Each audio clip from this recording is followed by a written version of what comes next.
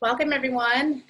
Thank you for joining us tonight. My name is Nicole Savanek, and I'm part of Duke University's Alumni Affairs Office.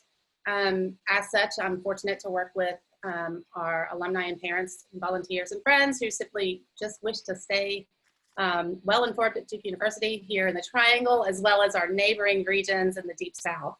So I'm happy to see you all here. We have, I think, over 19 states represented in registration, as well as I think 6 different countries, which is pretty amazing. So this evening we're going to present Good Data Governance for Information Age, presented by Jeff Ward, who is JD09, LL, and LLM09 as well. Just a little housekeeping before we get started.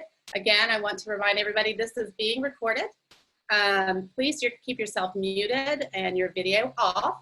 And we encourage you to ask questions through chat. There will be times during the presentation we'll stop and I will help with questions and I'll feed those to Jeff and we'll get some answer. Also, if you're posting to social media, please use our hashtag #ForeverDuke. So now, without further ado, I'd like to introduce Jeff Ward. Jeff Ward, like I said, is JD09, LLM09. He's the director of Duke's Center on Law and Tech, which is DCLT. He's Associate Dean for Technology and Innovation and Associate Clinical Professor of Law at Duke Law. He focuses his work on the intersection of law and emerging technologies such as blockchain, artificial intelligence, robotics, and IoT, which I had to Google. It's Internet of Things. Robots and humans existing untitledly may sound like the storyline of the summer blockbuster movie, but it's the crux of Jeff Ward's work, looking beyond today and the laws of generations to come. Jeff is part of our faculty fellow program here at the Alumni Association, and so without further ado, I'm going to pass it on to Jeff. Welcome. Well, thank you. Thanks, Nicole, and thanks to the Duke Alumni Association for having me.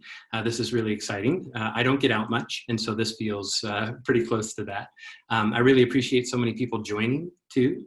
I told my father earlier today that I was doing this, and he said very kindly, "That sounds boring."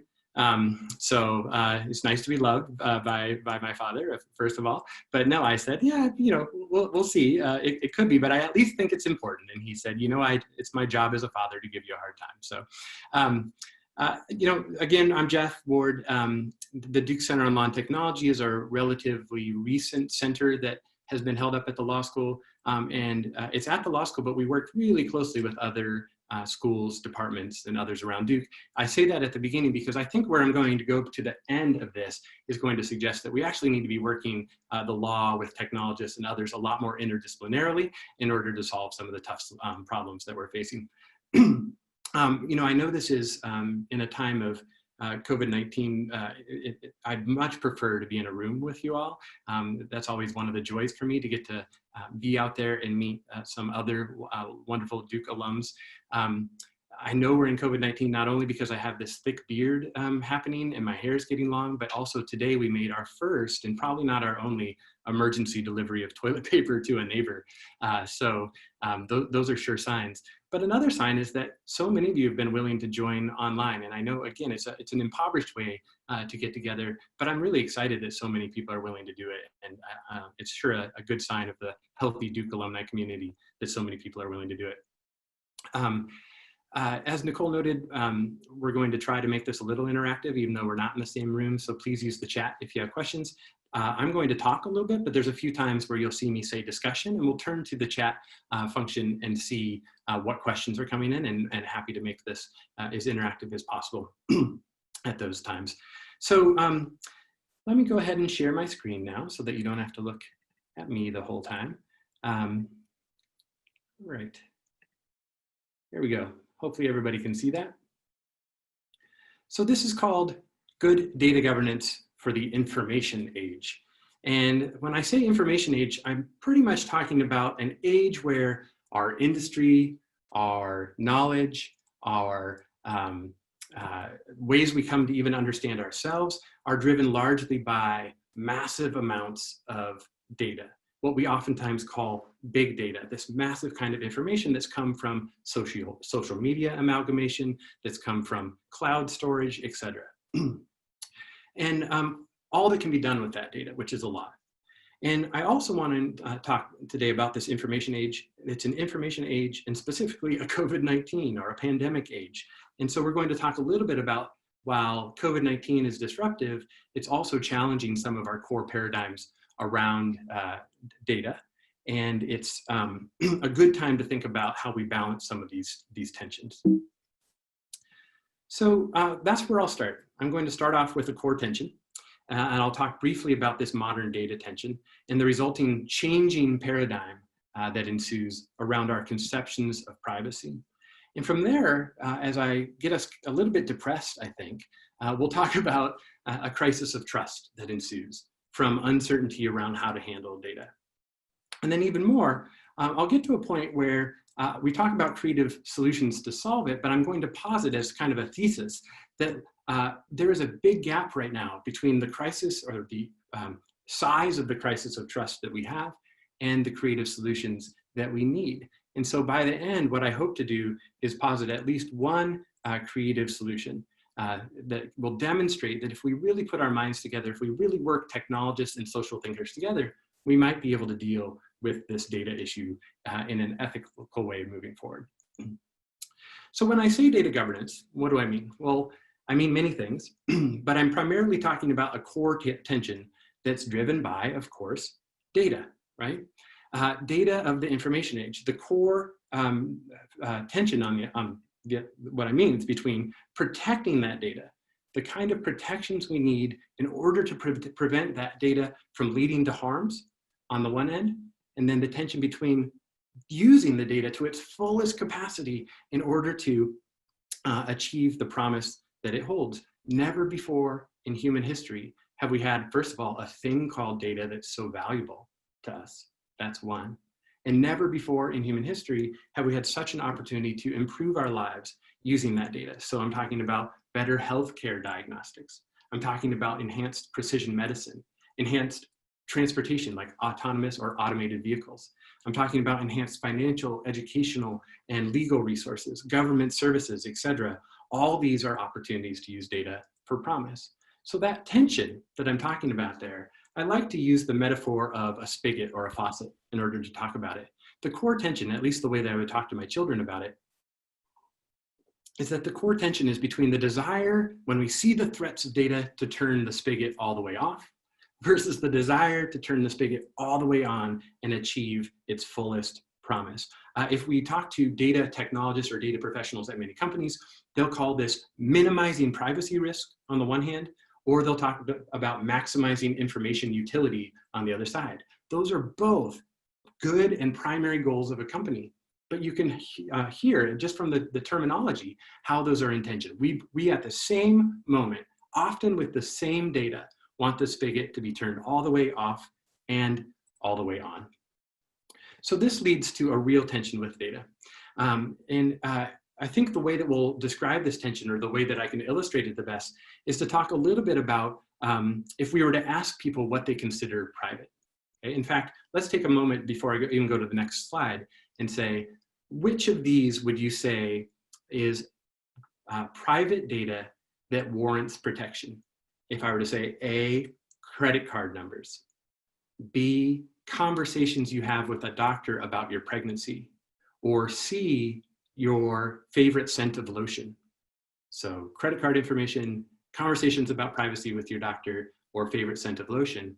Which of those would you think are private? I think we can probably lead to some common answers.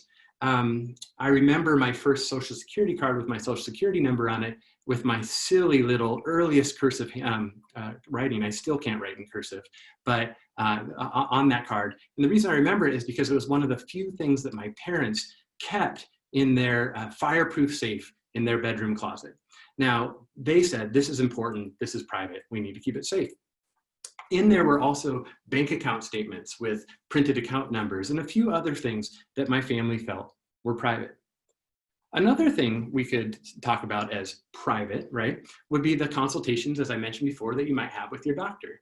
You might feel safe in that environment discussing dizziness and shortness of breath that you've been feeling recently. You might feel safe talking about a recent discovery of your pregnancy, all those things. And the law and policy has long recognized that such health information is private information and deserves legal protection, as it should.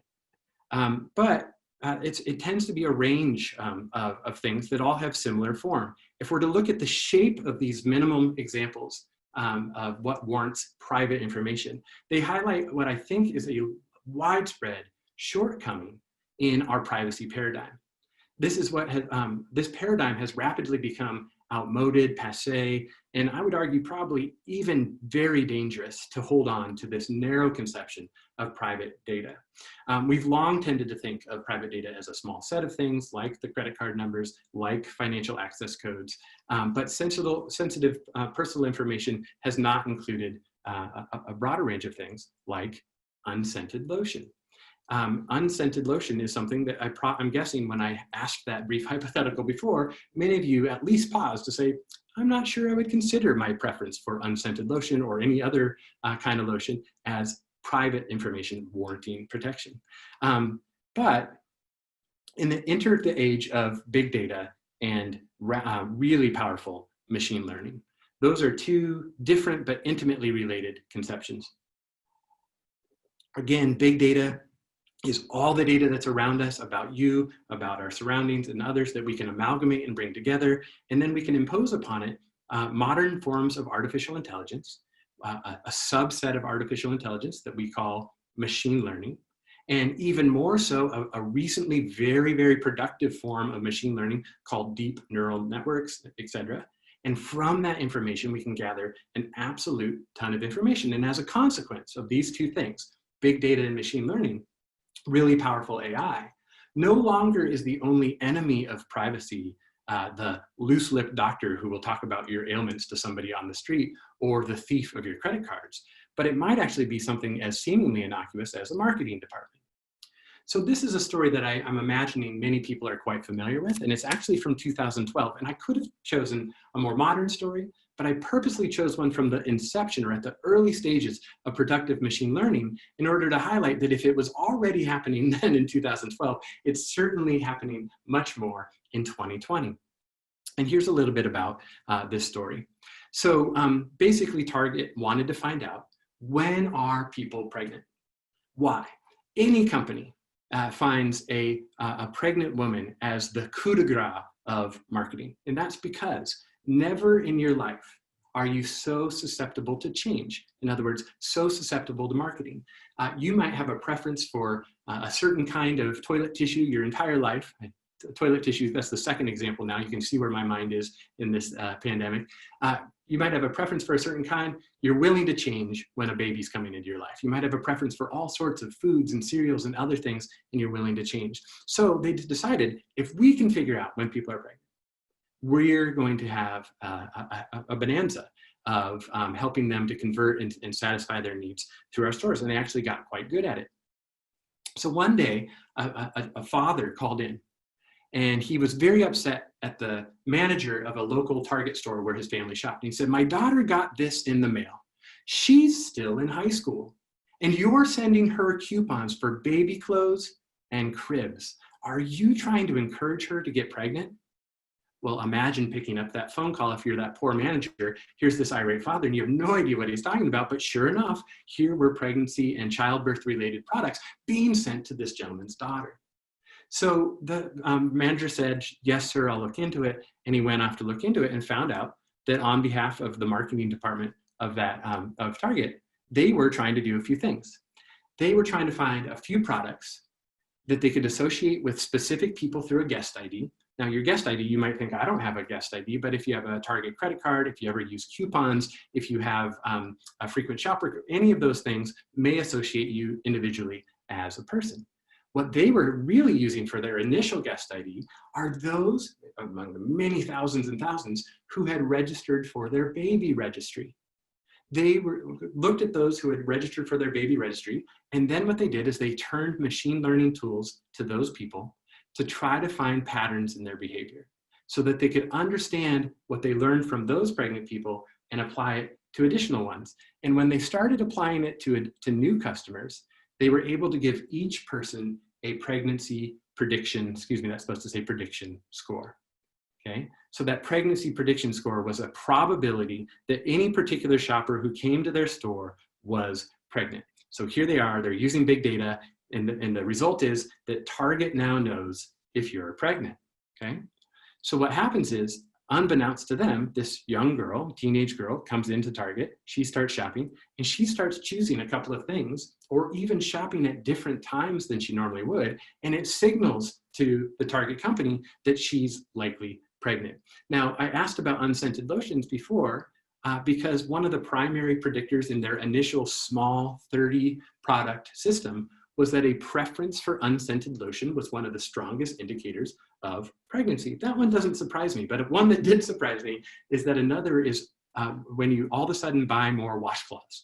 That is also an indication that they found. But there are all sorts of other things about time of shopping, combinations of products that the machine learning was able to learn. Well, lo and behold, about a week later, that same gentleman called into the Target and he said, I had a talk with my daughter. It turns out there's been some activities in my house that I haven't been completely aware of. She's due in August. I owe you an apology. Now, I tell that story for a few reasons, because this is indicative of a privacy shift. It's a shift in our privacy paradigm. It means not just is the specific information that we considered before important to tell some of the most intimate things about our lives, but things as seemingly innocuous as buying more washcloths and other behaviors can indicate those things when coupled together and applied to machine learning. Also, it's not just that it's this young girl's data. She didn't walk in and sign up for the baby registry. It's because other people were like her. There's almost this privacy violation that happened for her, even though she wasn't the one who provided the data in order for the machine to learn. And then when that happens, you could imagine it's different than a doctor's office. She may have been willing to tell a doctor and say to her doctor, you know, I'm pregnant or whatever, but that doctor was going to keep it there. Here were coupons and open mailers coming in her mailbox that violated her privacy in ways that were not imagined before. Now, let me say two more things. We're going to get to a discussion point in just a second. Beyond that privacy shift, there's also a widespread myth about the power of anonymity. Many people say, well, let's provide massive amounts of data as long as we keep the subjects anonymous. Anonymity has been a tool used for decades and decades in order to justify the sharing of large amounts of data. But largely, anonymity is a myth. Recent research has shown that machine learning tools and data amalgamation can very quickly learn who many people are through putting small amounts of data together. In fact, this is already 23 years ago, but this is a pretty well-known story about then Governor of Massachusetts Weld, who had undertaken and approved a certain health project, and a very savvy researcher, she got together information that she was able to acquire with just $20 from publicly available resources, and was able to put into a package and send to Governor Weld a summary of his doctor's visits and issues, just to prove the point that they were able to re-identify through statistical methodologies. Those methodologies have gotten way stronger with machine learning. This is actually a very tame article, but it demonstrates the ability to correctly re-identify nearly 100% of individuals in anonymized data sets with just 15 demographic attributes. I've seen other studies that for at least partial populations have done so with 3 and even 2 pieces of data. On top of that, the de-anonymization, the re-identification, there's of course, even if you can trust the system completely, there's the issue of cyber hacking, and most of us are quite familiar with this, so I won't spend a long time on it. 143 million of us were subject to just one breach in the Equifax data breach. So we're providing information to centralized repositories, and we're seeing it stolen and hacked and compromised in all sorts of ways. So the 3 things here: a privacy shift, because other people's data can actually tell a lot about us. Seemingly innocuous pieces of data can be vulnerable and sensitive. the anonymity myth, and cyber hacking lead to, I think, a widespread desire to protect data. And I'm going to pause here for a second. That urge to turn the spigot all the way off, if we were to cut this presentation off right now, I think that's where we would leave it. But I want to, if we may, Nicole, open it up for discussion just a little bit.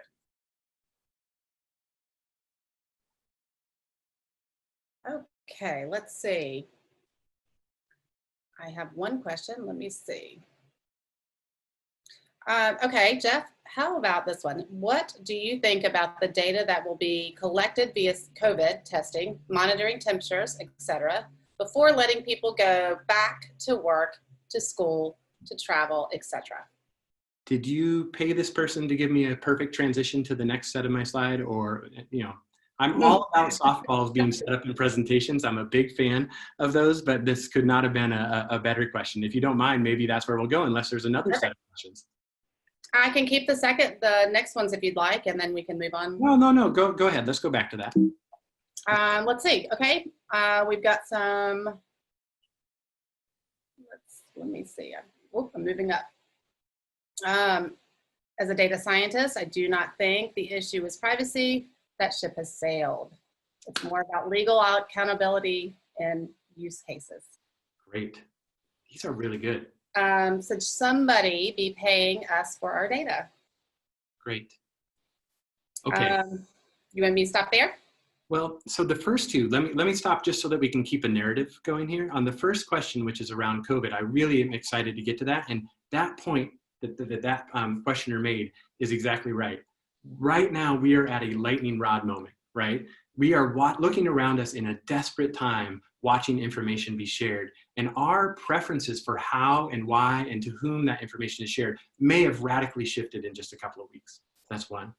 As a consequence of not only that, but probably things that have been going on a long time, like the way we share information with social media, etc. Many make the argument that the ship has sailed, or some say it so dramatically as privacy is dead, right? And that's something that I want to get to in a moment.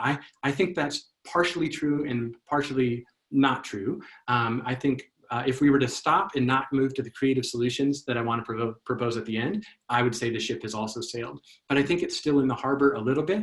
We can call it back, build a better boat, whatever we want to do with this metaphor, and still do some things. I think that's right. On the last question, wait, will you repeat that one for me just to make sure I get it right? Okay, let me move up some. Should someone be paying us for our data? On that last question, I think that hints at something even more important in some ways, which is that whoever asked that is willing to rethink the fundamental relationship that we have with the data that we produce. And a lot of the things that we're proposing these days to help deal with the privacy threats, to help deal with the data threats, are really just soft things around the edges. But if somebody were willing to propose something as radical, and many have, and then justify that we are the owners of our data, that we should be compensated for its use, and then to have trusted resources that actually were, that we could steward those resources and have a good relationship with them, that would be a fundamental rethinking of, take any platform technology, Facebook, as perhaps one of the most well-known. That would be a fundamental rethinking. I think that's exactly the kind of thing that we need to do. I would use the phrase that I'll use again at the end, a Cambrian explosion of new solutions that we could imagine. And it's the only people that are going to be able to do that are people who are willing to ask as audacious questions as that participant asked. So maybe now a good time to go forward, and then we'll come back to some more questions. Okay, great. That's fantastic. So particularly in light of what's happening with COVID, the privacy ship has sailed, et cetera, we have to also recognize that we are watching so many important, valuable things happen with our data. So medicine is being entirely transformed, entirely is too strong a word, greatly transformed by the role that machine learning and massive health data can play.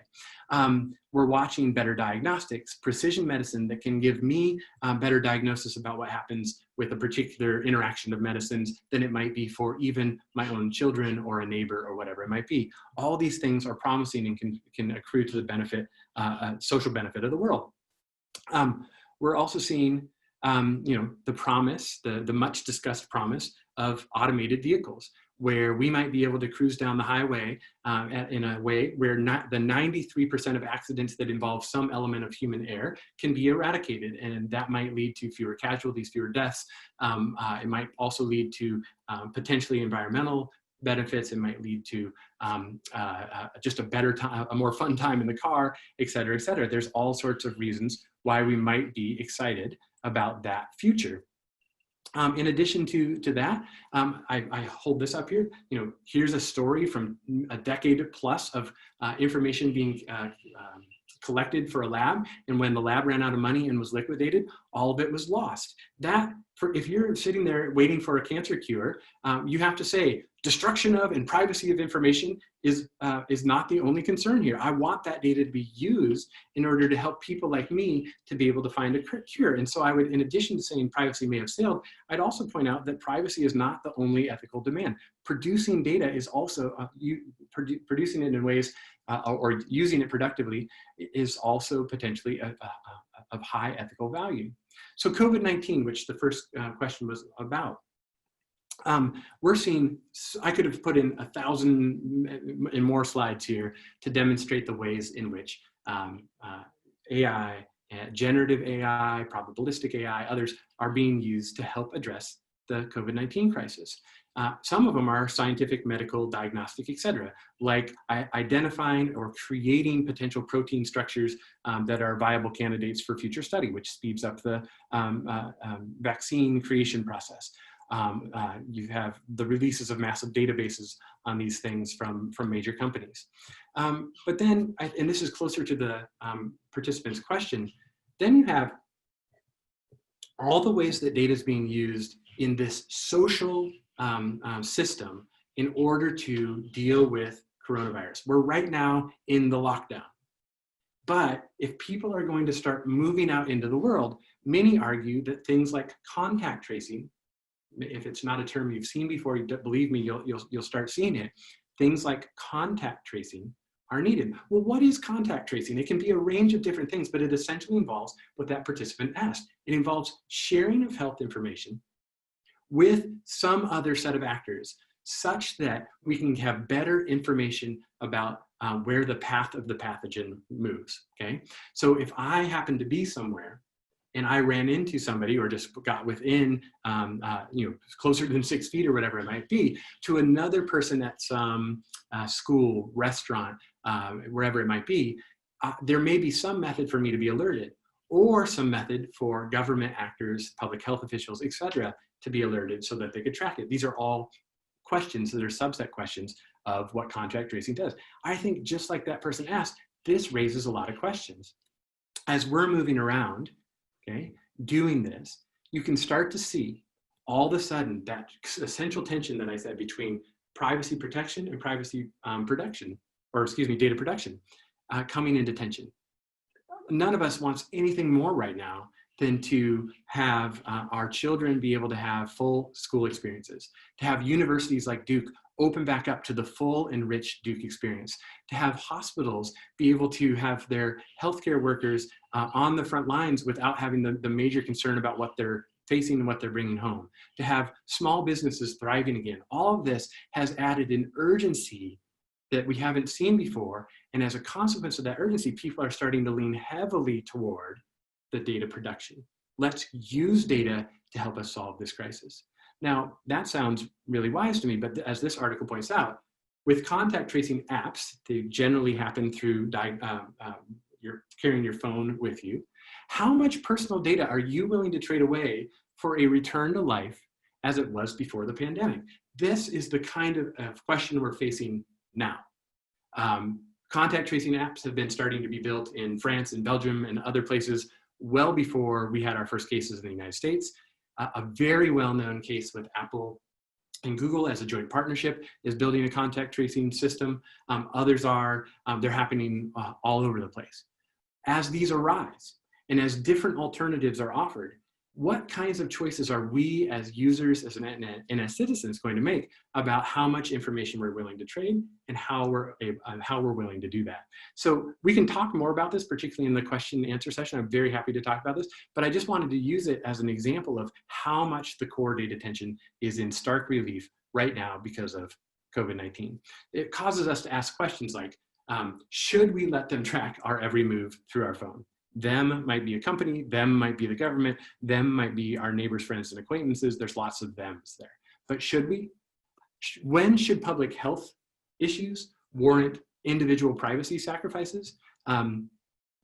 Places like Europe and California and others that have more stringent privacy laws are now all of a sudden saying, wow, we thought these privacy issues and these privacy protections were a really good thing, but they're in direct conflict right now with some of the things that we hope to do in order to deal with this public health issue. So we're starting to see these issues come live and become part of our public discussion. I would argue that when we are going to be able to share that information, when should public health be able to trump our individual privacy protections?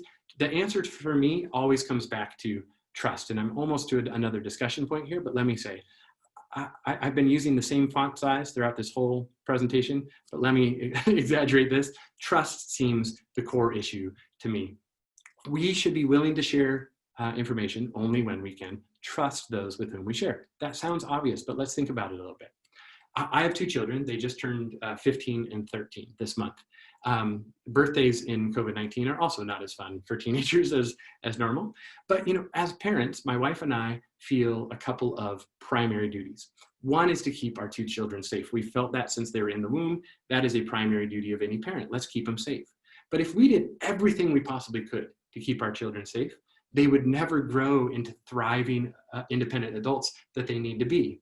The other thing we need to do as parents is to help them become flourishing adults. And one of the best ways at this point in their lives, especially my 15-year-old daughter, is to help her start moving out and gaining independence. She has friends with driver's license or neighbors with driver's license who oftentimes offer to take her places.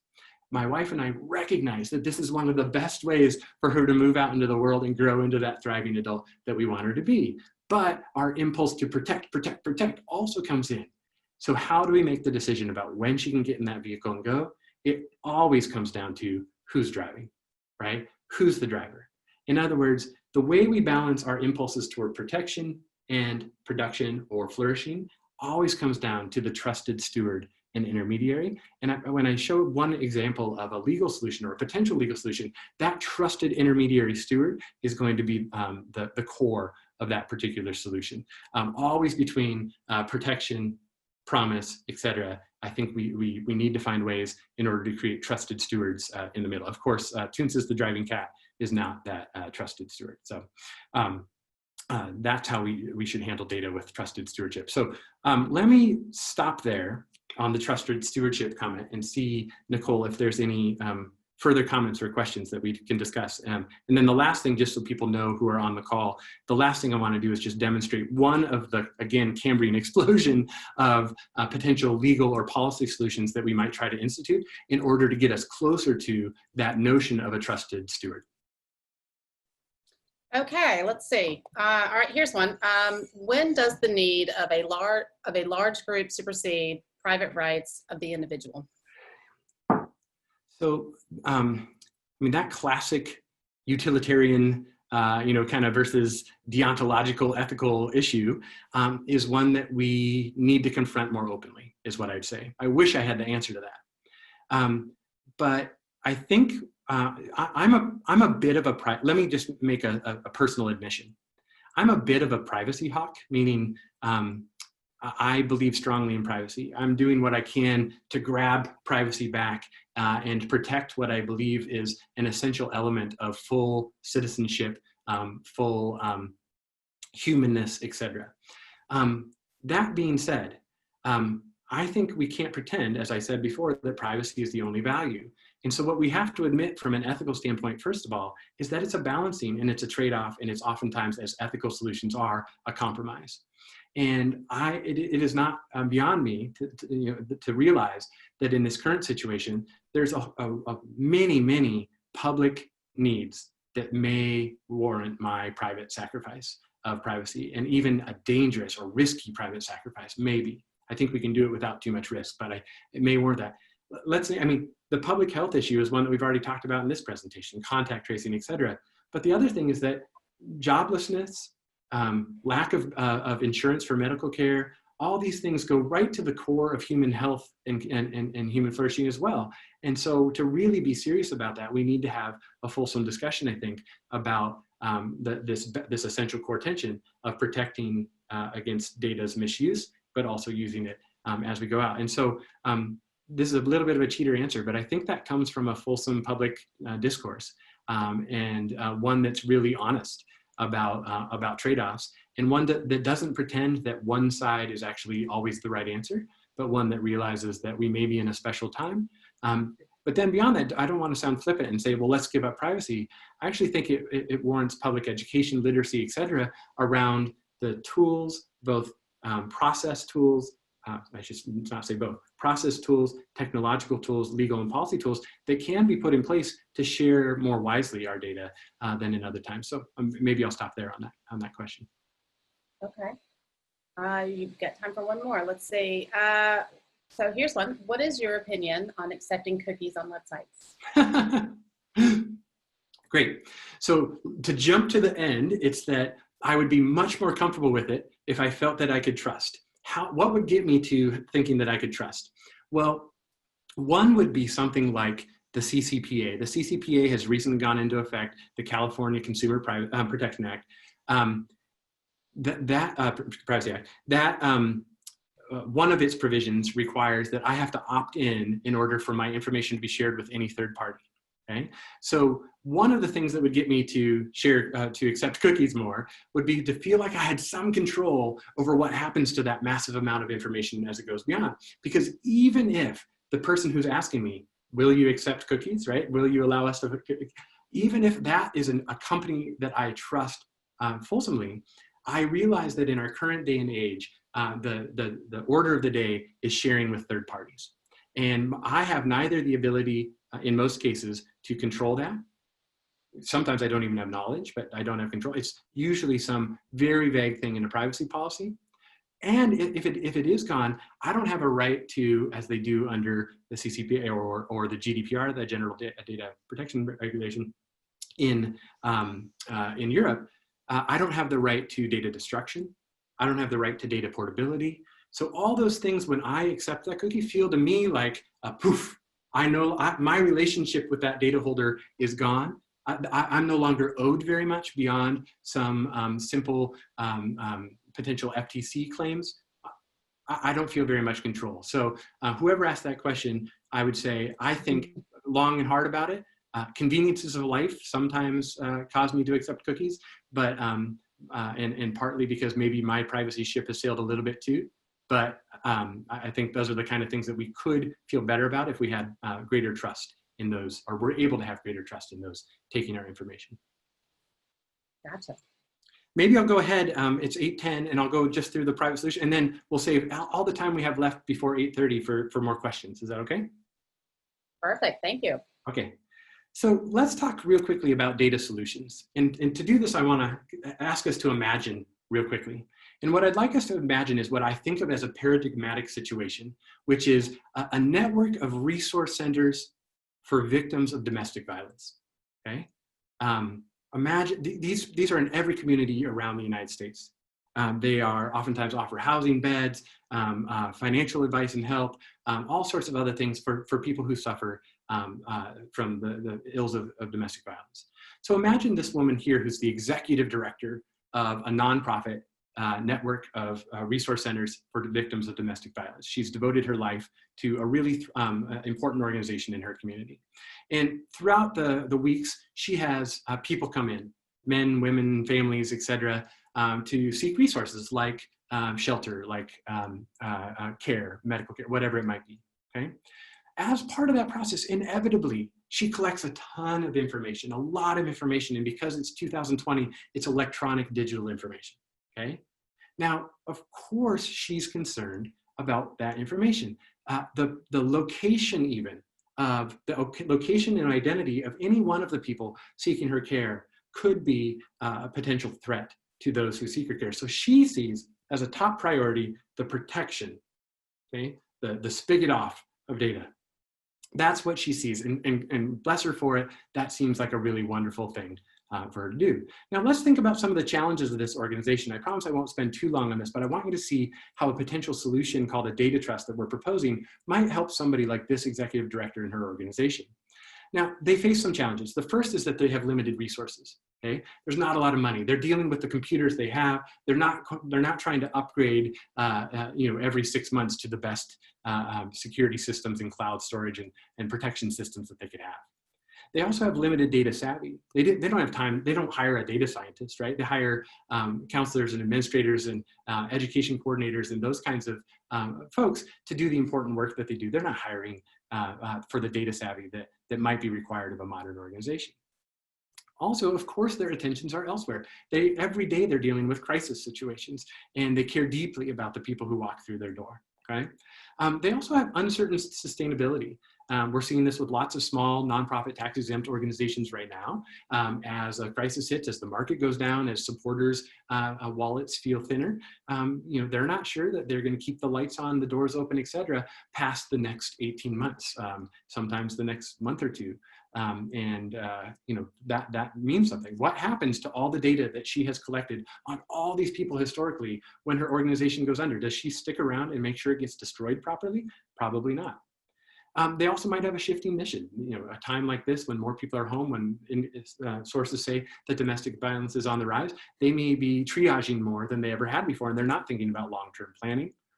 They might have real problems with stakeholder counseling. Somebody might come in and they say, could you imagine somebody in a crisis situation sitting down, seeking shelter from literal danger at her or his home, and the executive director sitting down and saying, I want you to understand, we might use your information for public health studies that study domestic violence down the road, if appropriate. That's not the time for that conversation. So if you're asking people to share their data, you might not even be able to share the full breadth of what you want to do with that information in any meaningful way.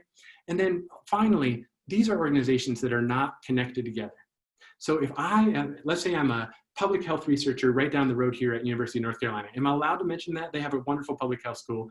Let's just go with that, okay? On a Duke Alumni Association call.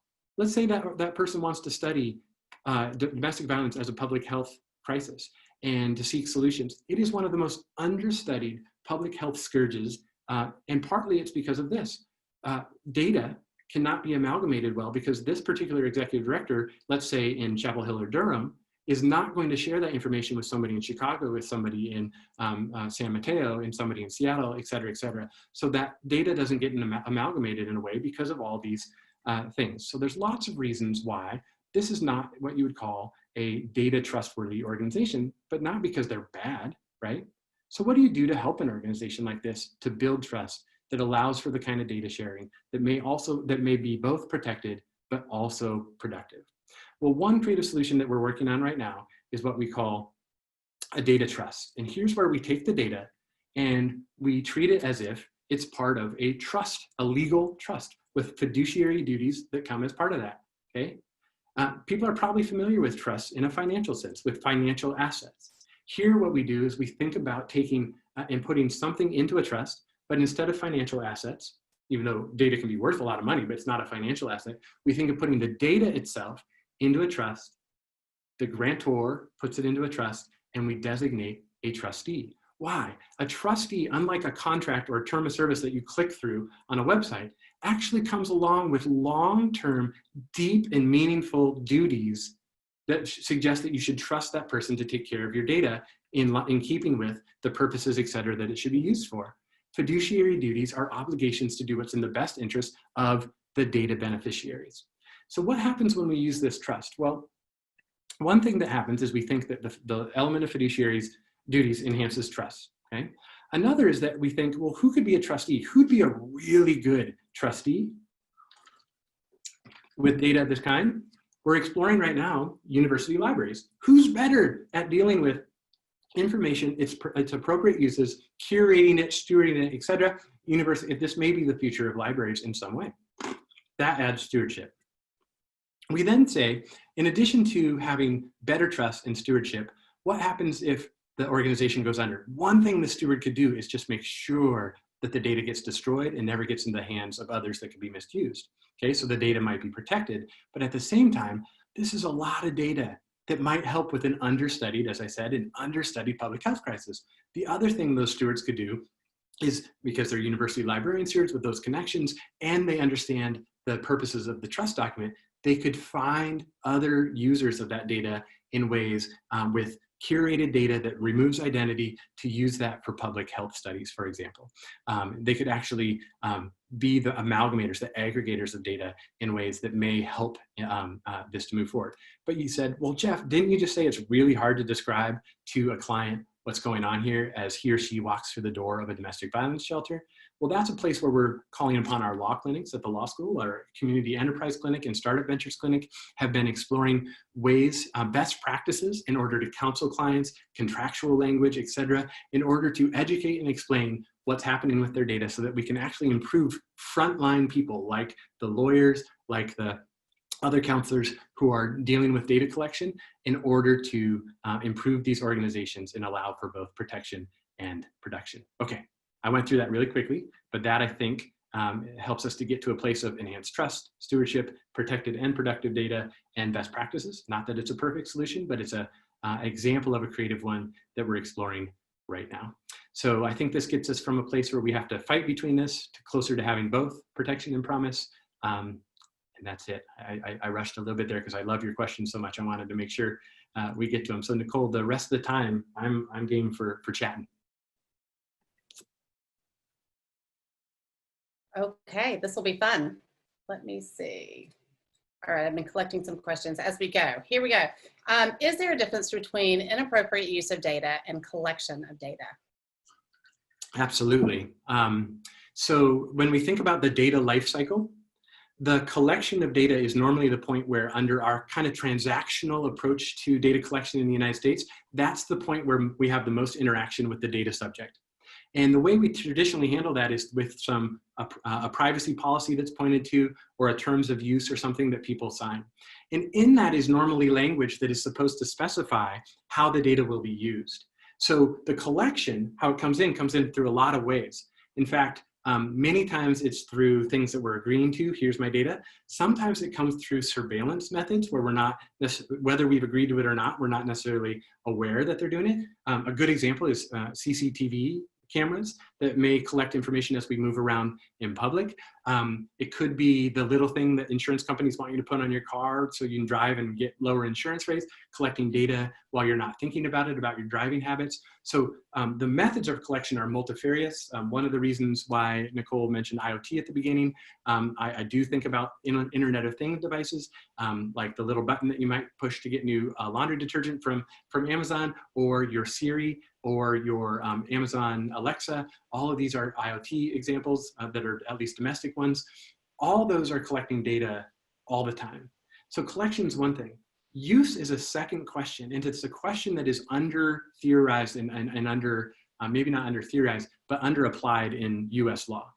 Under other legal systems like the GDPR in Europe, there are much more stringent protections on how data can be used. And if you wish to reuse data in a way that was not expressly agreed to by the data subject, you have to seek new affirmative permission to reuse it in that way. And I think many regimes of law are moving closer to that better understanding of, like this astute question asked, that collection is different than use. Okay. This one just came in. It may be tied to this. How do you see the data trust concept implemented? Would individuals take on these fiduciary duties? So I missed the end of the first part of the question. How do you see the data trust concept Implemented? Oh, right. And would individuals take on these fiduciary duties? Yeah. So great question. It's in the early stages of exploration. We've had a couple of grants from large foundations to start exploring this, but it is a creative solution that is not yet implemented. I want to make that clear. So I think implementation is really hard.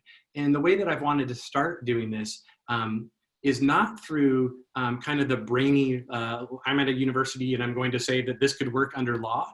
a better way to start it, and the way we focus most of our efforts, is to go around and ask and talk to organizations, their clients, et cetera, and really understand the community need and the need for the integrity of data and stewardship, so that we really are doing this based on that kind of human-centered design of what others are needed. So that's the first point. And to be honest, I don't feel like I have a full understanding of that yet. So the first implementation chore is to learn more about that and really meaningfully and deeply.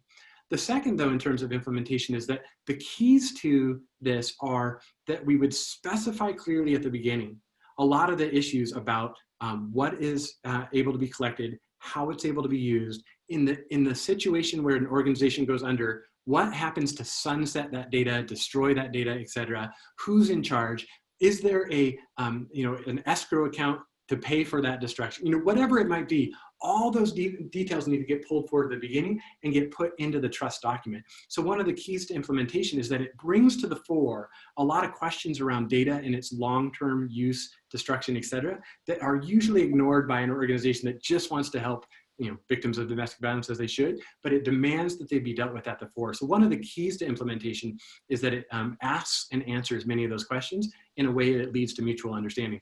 And then the final part of that was who's going to serve. We're exploring concepts that don't involve an individual, but actually get consortia of organizations to serve as the trustee under a separate document, a trustee document that really specifies the way that they act with this data, so that the full resources of those consortia can be brought together to help determine where it goes. I think it's what we're imagining, at least, is very difficult for an individual to do. And I also think individual may undermine the trust that we're trying to achieve, which I think Duke being part of a consortia could potentially lead to a better model. Good. Well, here's one tied to the public health piece. Should we leave the option to the individual to choose whether to be part of contact tracing? Perhaps an exception of positive. Can you stop? No, that's great. Sometimes I just get excited, Nicole. So whoever's asking this, sorry, I'm very excited. There's a two-part piece to this. Perhaps an exception of a positive COVID-19 test, and then pull their data without identification of the person to notify those who have opted in. Yep. So there's a range of approaches. That's such an excellent question. And there's a range of approaches that have been implemented. Let me give an example. South Korea has implemented this in a way that does not provide those options.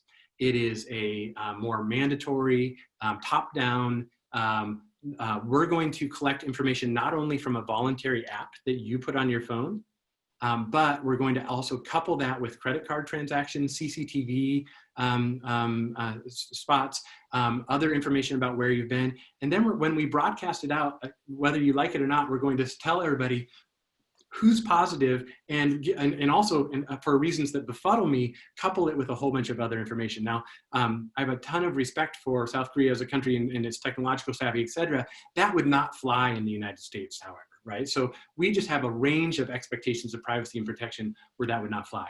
Let me go to the other end of the spectrum and actually say some kudos to Google and Apple right now, who are working together on a potential app.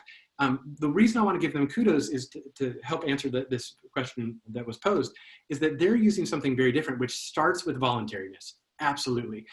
EPIC, the Electronic Privacy Information Center, the ACLU, other privacy protection organizations have all praised this as a starting point. It's voluntary, non-mandatory, et cetera. So people would opt in essentially. And we think that we might, it obviously relies on the goodwill of people to do that. But the second thing on a technological level, and this is the kind of understanding that we could go deeper into it if we had more time, but it's really important to understand, they're using not GPS geolocating, they're using Bluetooth geolocating. Now, I'm not going to go into too much detail, but let's real quickly think why that's positive. One, accuracy. Geolocation from GPS, et cetera, is not going to be accurate enough to know whether I'm within 6 feet of somebody if I'm at a bar. That's one. But more importantly, from a privacy or a data protection perspective, is that it is not it will just connect to another person's phone. And if later you're determined to be positive, it will indicate that somebody they ran into that was close to them was positive, and they might want to go get checked out, but it won't contain identity and it won't contain where they were at. So we'll just say you were close to somebody, but it won't let you know any information that would allow people to figure out where somebody goes, what bars they frequent, et cetera. And on top of that, the information never gets centralized. It's always just in a anonymized repositories that stay on the phone with unique identifiers that get sent out just to those on the phone. So the starting place among a range of ethical guidelines many would argue is voluntariness. Goodness, there are so many questions, and we're at 8:27 right now. And I will be sure to keep up with all of these questions and share them with you. Any final thoughts before I close? Well, the one thing, I do think there's one final thought that I'd like to share, given that this is the community we're talking about. These issues are going to come straight to Duke on campus.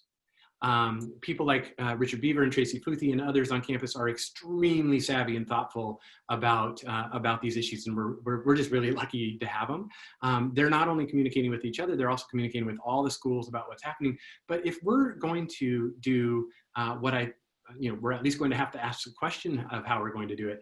If we're going to bring back a whole bunch of people from around the world onto a campus in the fall, we're going to take very seriously issues of data sharing. And the essential tension that I highlighted tonight between protection and production is going to be in the center of the table at every single one of those discussions. I think there are ways to do it. The Bluetooth issue that I highlighted a moment ago is one of the many, many, many technological solutions that can be coupled with other protocol that are social protocol, like voluntariness, promises and commitments to destruction of data, commitments to non-repurposing or non-reuse, back to that person, and then of course a range of other public health interventions. So we're going, no matter what, whether you thought you came into this discussion as a data wonk or not, you're going to be walking through the coming weeks and months. Duke is going to be walking through the coming weeks and months, confronting that essential tension over and over and over again. And almost every single time, we're going to deal with this changing paradigm, and we're going to see that the solution comes down to the question of, what are you doing to tell me that you're a good steward that I can trust? That's incredible. I want to thank you so much for joining us this evening. Wow. And everyone, we had, I think, over 200 at one point joining us. So I just want to thank you so much. This is incredibly helpful. This is being recorded, so we will share this link after the meeting or after this, sometime tomorrow probably. Also, Forever Learning newsletter. If you're not receiving it from the DAA, I can send you a link. In fact, I'll put it in the chat right here. There's a new one coming out in let's see, next one is May 16th. It will also have this link probably for this video as well. So we'll share that. So please help yourself to that. Everything is online. So Jeff, thank you so much for your genius this evening. And it's so great to see everyone. And hopefully we'll be able to see each other in person one day soon.